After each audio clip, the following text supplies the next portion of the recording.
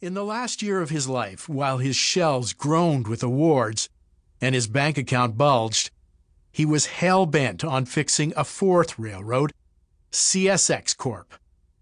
Only 9 months into that last assignment as CEO, he died.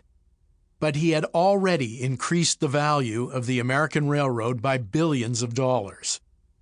In the view of many, the fourth turnaround was well underway in record time. It's hard to overemphasize the impact railroads have had in the United States and Canada. In the U.S., they opened up the West and connected the huge population centers of the East, providing a transportation network to service the world's largest economy. Canadian Pacific Railway, or the CPR, helped forge a nation, not only tying it together but encouraging settlement in the western provinces, the burgeoning population creating a protective barrier against invaders from the south. Without the railroad, British Columbia would not be part of Canada, since the construction of the CPR to the Pacific was a condition of the province joining Confederation. Its completion meant people could travel coast to coast in a matter of days. Goods, particularly grain, could be shipped along the CPR and what became CN. Telegraph lines would span the nation, running alongside tracks, and in CN's case, ultimately leading to the creation of the Canadian Broadcasting Corporation. CN would also spawn a national airline, Air Canada. The construction of the CPR led to the discovery of base metals, copper and nickel, in northern Ontario. The original surveyor of the Canadian Pacific route, Sir Sandford Fleming, invented standard time.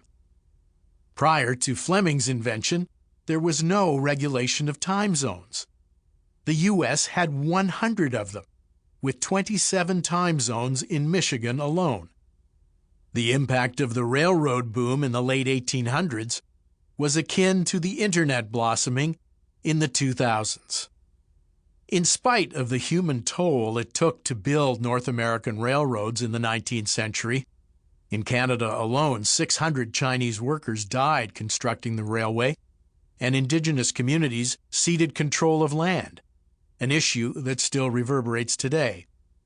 The continent's economy now depends on all manner of freight shipped by rail: automobiles, lumber, agricultural products, and general merchandise.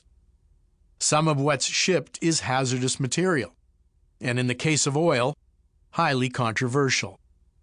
It was one thing to construct railroads.